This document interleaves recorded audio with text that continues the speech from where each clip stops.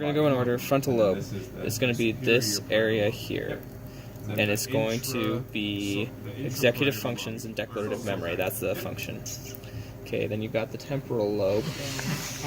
And that's down here. You can remember it because it's right by your temples. So it's going to have memory, emotion, auditory and visual processing, and language processing. Then the parietal lobe is up here. It's going to come from the central sulcus and back a little bit, and then you're going to have it above the temporal lobe. So this is the parietal lobe, and it integrates sensory information.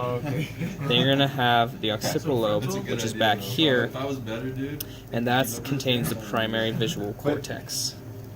Do you want to try it though? Moving on, you've got the longitudinal fissure, and that comes along this side. So if you had two halves of the brain here together, it's the gap in between them. So right here. And then the lateral sulcus, you come down here. You can also call this the Sylvian fissure. And it's going to divide the frontal lobe from the temporal lobe. And then you're going to have the central sulcus. And the central sulcus is back here. It divides the parietal from the frontal. And it's a really good landmark for finding your way around in the brain. Now we're going to go to the pre-central sulcus. So pre means before, and then that's going to be the valley right in front of the central sulcus. And then you've got the post-central sulcus, which is the valley right behind it. Then you're going to have the precentral gyrus, which is right here, and its function is it contains the primary motor cortex, so it's just in front of the central sulcus.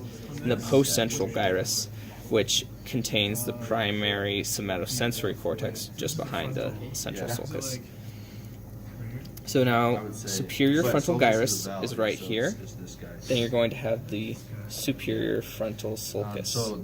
Middle frontal gyrus, inferior frontal sulcus, and then the inferior frontal gyrus. Now, inside of the inferior frontal gyrus, you've got three structures.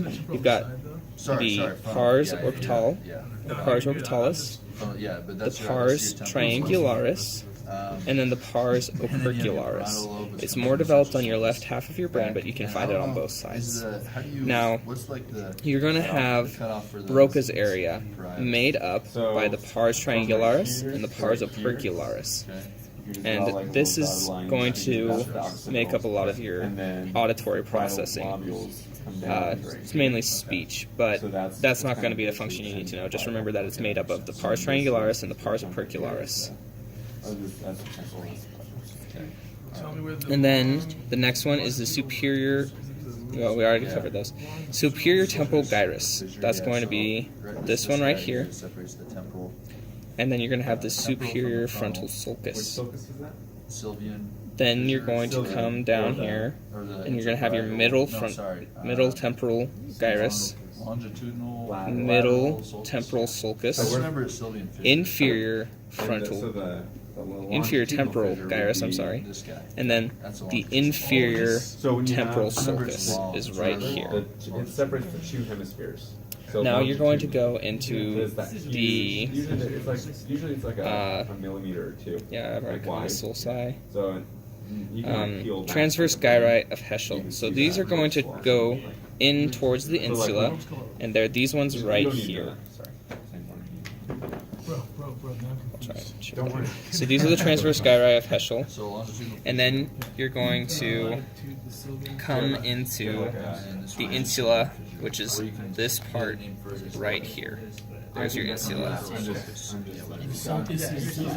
Okay, another function that I forgot is the superior temporal gyrus, which contains the primary auditory cortex and Wernicke's area.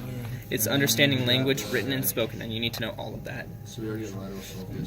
And then the superior parietal lobule. So if you come into the parietal lobe, you're going to have larger chunks called lobules.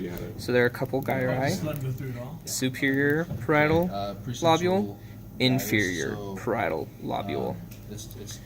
And then you're going to have the intraparietal sulcus. So the intraparietal sulcus actually abuts the post-central sulcus, and it comes into it, and then they both kind of continue down. So you're going to be looking mainly at this kind of V shape right here, this very open V. And then you're going to have the supramarginal gyrus, and the supramarginal gyrus kind of looks like an M right here. And then you're going to have the angular gyrus, which looks a bit like a fish hook. So the way I remember that is angular is kind of like an angler, like a fisherman, so it's a fish hook.